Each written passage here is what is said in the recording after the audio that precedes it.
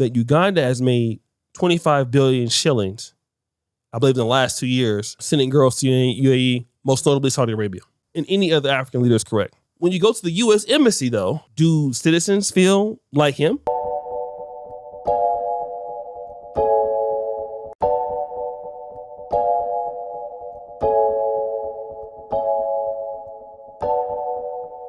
Hi guys, welcome to Kenganda. My name is Janita and this is the Read Part podcast. Today it's just the two of us. The two. With O'Shea Duke Jackson, Yeah. humble servant. Janita is my boss. I'm just glad to be here working on the show, doing whatever she tells me to do. That's a lie. But we do want to say thank you for 100K guys. We finally got the plug. So shout out to you guys. It's because of you that we're here today. So thank you to you guys. And thank you to those who came to the event that happened on the 2nd of Feb. If you didn't come through, you missed out. There's a lot of free drinks. Yeah, it was an open bar. I'm glad I don't drink because I didn't have one. Right. But there were free drinks and free food. But you guys will be able to see a recap and the future videos coming through. Right. So yeah, watch this video with us and react to it with us. I don't want to go to America.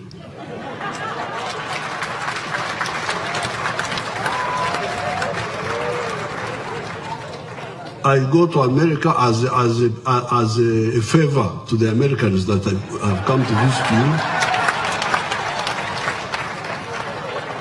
Because here, what am I lacking here? Here, how can I Okwegomba who go to America to do what? Eh? This is the most comfortable place on earth. So these people, but all that arrogance of the foreign countries is because of not listening to the sermon of the preacher of today. Because if we don't use our talents fully, then we go into all those problems of begging, of borrowing, of that. This way it all starts. Let's use our talents fully. As the Bible says, we shall be lenders, not borrowers. That's what it says. It is in the Bible. So when you say that we are borrowing, we are begging, it is because we are not doing what the Bible told us to do. Self-sufficiency. We have the capacity. We don't lack anything. So yeah, guys, you just saw the video from our dear president, Yoweri Kaguta Museveni, and he said this at a recent event because they were threatening to ban him from going to the States. So he's saying he doesn't need to go to the States because he has everything he has right where he is. And they're threatening him because he won't retract the homosexuality bill that he passed recently. Asha, what do you think? I typically like talking about other presidents, not the one in the country that I'm living in. But I got to be like as frank as possible because the stance that he has taken, a lot of people in the Pan-African world want to hear African and Black presidents talk like that. It's energetic. It's profound. But let's look at presidents who can talk like that and maybe they can, their economy, their infrastructure is back into that. Obviously, the president is a very powerful man. He's very connected. For him to say what he's saying, it makes sense. He himself and other leaders like him, they don't need to go to America at all because they have more influence and more power than 99.99% of the people in the country. Mm-hmm. Let's leave Museveni at that position because he's technically correct and any other African leader is correct. When you go to the U.S. Embassy, though, do citizens feel like him? No, and there's so many. So first of all, if we can put an image in the back, you'll see a flag that flies on the U.S. Embassy. Then whenever, and I've been to the United States Embassy here in Kampala, I had an emergency passport I had to get. You see, the United States Embassy anywhere in the world is United States ground. Yeah. So when you enter the embassy, it's like entering the United States. True. So many citizens in African countries are going there paying I don't know, $200 or $300 for an interview to go to the United States, most of them are rejected because they can't get in. So for him to say what he's saying is true, for others, it is not the truth. Because many people are looking to get out of here to go somewhere else. Yeah. Right before the podcast started, I showed you that Uganda has made 25 billion shillings, I believe, in the last 2 years. In what? Sending girls to the UAE. Sending girls to UAE, most notably Saudi Arabia. Yeah. So the company makes revenue in sending people away. So now, as a person that is very privileged, such as the president of this country, making a statement like that, sure. What about everybody else? Now, I've been to Dubai, so have you. I've been to Qatar, so have you. If the Sultan or King of Dubai or Qatar, well, they can say that without even saying what he says. We can look at what's going on there. And we know that he never has to go anywhere else. The question is, do Emiratis have to go anywhere else? No. Yeah. They don't.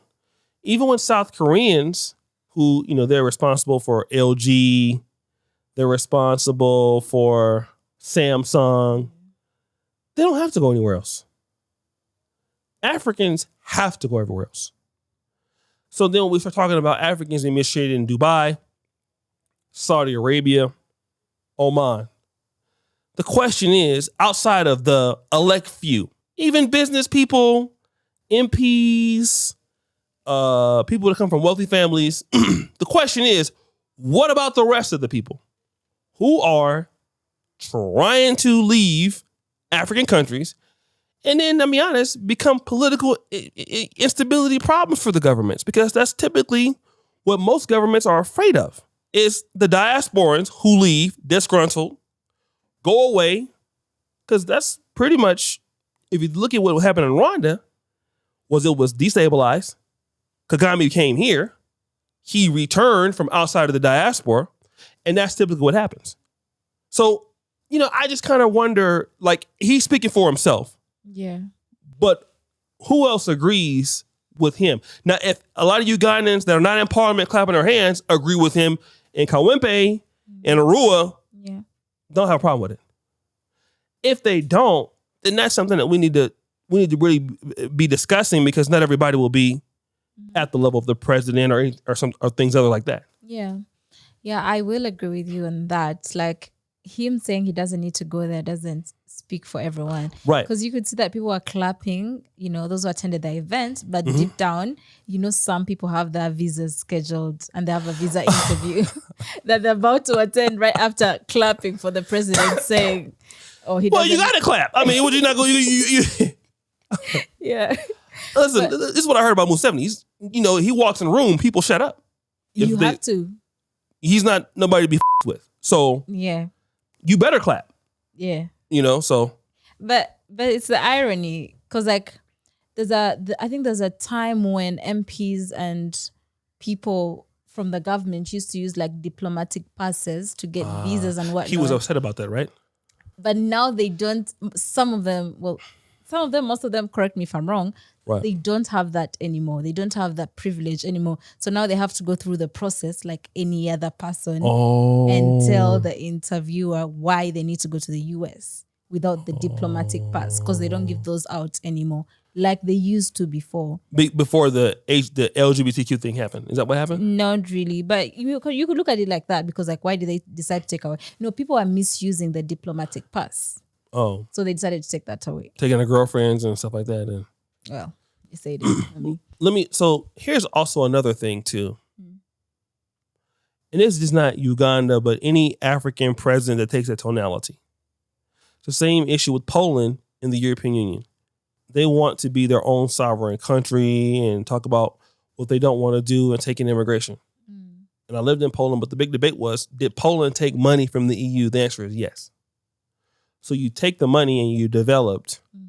Now you don't want to comply with the people that helped you with that money. Now, again, we know that African countries have been looted and things like that. But if you've ever accepted aid from the United States, which I'm pretty sure he has. Most countries have done that. Definitely. So now these countries don't look at you in the same way. Maybe they might look at, and I'm pretty sure China's gotten aid, or Dubai used to even get, the UAE was even getting aid from Idi Amin and Kenya. Yeah. But that's been a long time ago. These countries can somehow stand on their own. Yeah. So the question is, when African countries are looked at as children by the whites in the West. So the way that Museveni and the Ghanaians and some people are talking, they want to be respected as really individual countries, which they should in sovereign nations. Mm-hmm. But that's not how these first world countries look at them. Yeah. They look at you as a person when something happens, you need aid, or when a secure situation comes here, you need us. So now you're telling us you need our money, but when we ask you to spread the LGBTQ thing, you have a problem with that. Well, then why did you take our money in the first place? Yes. Yeah. Well, that's tricky. Yeah. Because why did they take the aid? Well, they took the aid because they needed it. But why did they take the aid with the knowledge that the aid came with the LGBTQ? And so what people like Museveni is saying, listen, maybe at the time that they took the aid and things like that, that wasn't the process. But thanks to what the states is looking, things have changed now. Yeah. Whatever we tell you, there was a president in Liberia by the name of William Tubman. He had African-American descent. He was half. So Liberia was one of the only colonies in Africa, or the only one that the states had. So it was said that before he gave any speech in Liberia, the United States wrote it for him. Even if it's addressing his own people, we wrote the speech. And I believe that this is what they're looking for from maybe Museveni. Mm. He doesn't want to do that. Other African countries, they don't want to do that. But if that's the case, then you need to have a lot of a development that will be able to punish others for even coming across you. Which for me, it doesn't seem like most African countries can do that. So again, they're trying to send a message through not letting him come to the stage like, okay, listen, this guy is a person that doesn't want to play along with the program. Mm. Then let's go ahead and try to give him these sanctions or whatever we're threatening. Yeah. So he's responding in a way, well, I don't need to go there anyway, which is he's standing up as a man, and what he's trying to do. But at the same time, well, then you can't take stuff from these people either then. So which one is it going to be? Yeah. Because a lot of people say stuff like that and then end up still going back.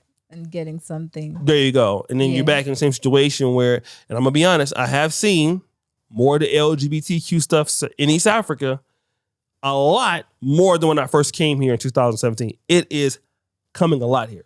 It is a lot. Yeah, there's that. But I do like the fact that he's showing the states that you can just influence my decision to accept your aid. It's like if he, as a leader of a country, has put a certain law, I like that he's standing by it and saying, I'm not going to back down. The law is the law that I've passed in my country. Mm-hmm. So you guys have to adhere to that. All other factors held constant. I like that he's standing by that. Now, about this being the most comfortable country, I will say Uganda is blessed. It is a very comfortable country. But are we comfortable with the potholes? we need to be. Don't come for me. Can we show them? No, let's show the potholes. They're there. I mean, but we could be a more comfortable country. I mean, Uganda is peaceful and comfortable, but it could be better. It definitely can be better. I want us as Ugandans to stop being comfortable with the bare minimum. I want us to, hold our government accountable and say, you know what, this country can be so much better. It can look so much better. And they're working on it, honestly. They're working on it and we'll get there. So let me get to that part. So let me kind of get back to the part of Museveni is a master politician. Mm-hmm. More versed in politics than me and you. I'm pretty sure he's on his 38th year. So I think he can say what he's saying. Yeah.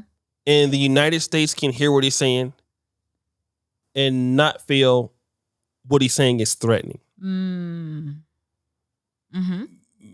Because he knows politics to a level that we do not. Yeah. So him saying that it might not be taken as serious from them or him as much as the soundbite indicates. So that's something that we also take into consideration, because countries sometimes get into it, and then when there's a mutual ground, they can reconvene.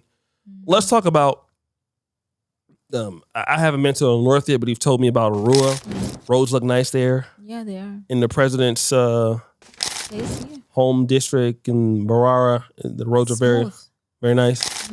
Seems like here in the central is where there's a big problem. Yeah. And see, and that's the issue when you have these talks, because yes, Uganda is blessed with a big if, because Uganda there's a lot of skill that needs to be brought here. There's a lot of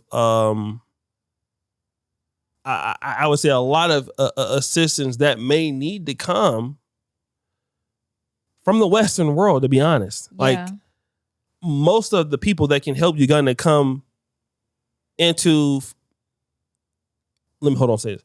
Most of the people I feel like that can help Uganda develop faster are their talented citizens in Boston, in DMV, in LA, in the States, London. But a lot of those people are not going to come back and leave their lives where they're not, because they trust it better than maybe what they see here.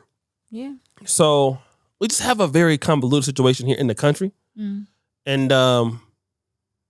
it is comfortable with a big if. There's so many things you got to do to make Uganda work for you. It's not an easy country to figure out. Yep. This is a very difficult place to be, to do business, to do anything. You know, so when you're at his level, yeah, of course, he's been everywhere. He knows everything. But for other people, again, that's a different story. No, I Are you agree. finding it very easy here? Well, because I'm a native here, it's easy for me, like to navigate things. What is difficult for you? What is difficult for me? Not much. Okay, not to say life is smooth and everything. Yeah. But like, what may look difficult from your perspective can be normal to me. You know, so I can't say there's some issues that this country has that I face, but to me it's just like, I'll get over it. You know? But what can you give me an example? What do you think that for me would be difficult, but for you that would not be difficult? For you, what would be difficult maybe could be the service. Okay. It can be a bit slow for you. Whereas for me, it's just like, this is another normal day here. It's like, okay, give them grace or something. There's that.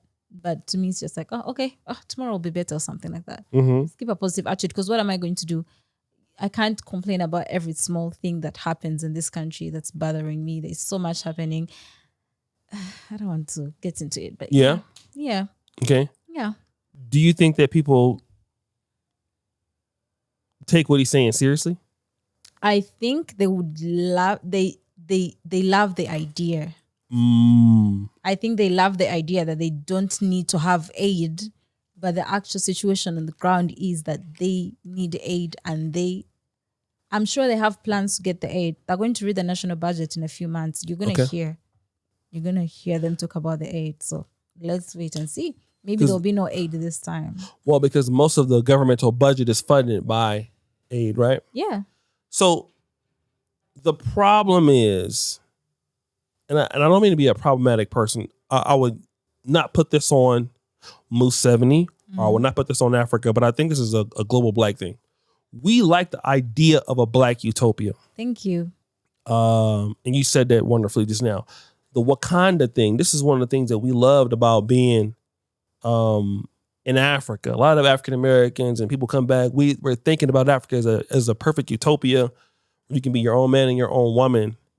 But there's a problem with a utopia, is that utopias are perfect with the ability to trust and accountability that everything works right. Yeah.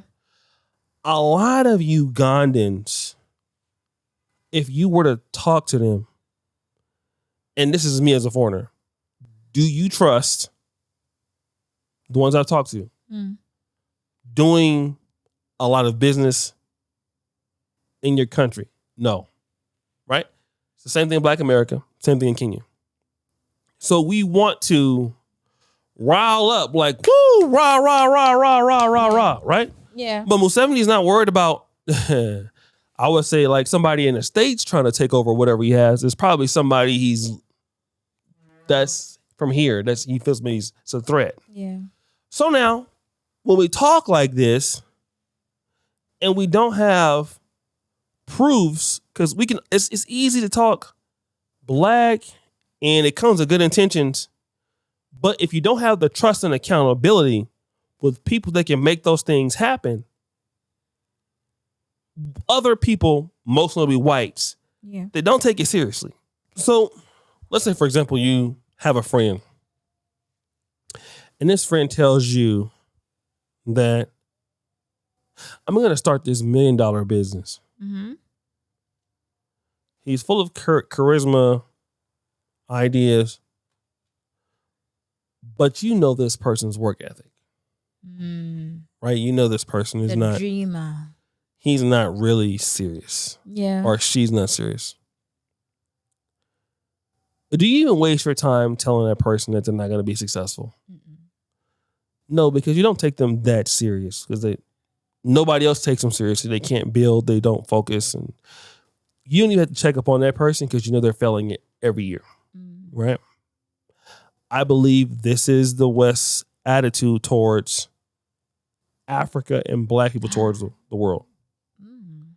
I believe that they feel that you can always count on the Blacks to beat themselves, no matter what they say, no matter what their intentions. You cannot trust that they're going to work together and achieve anything.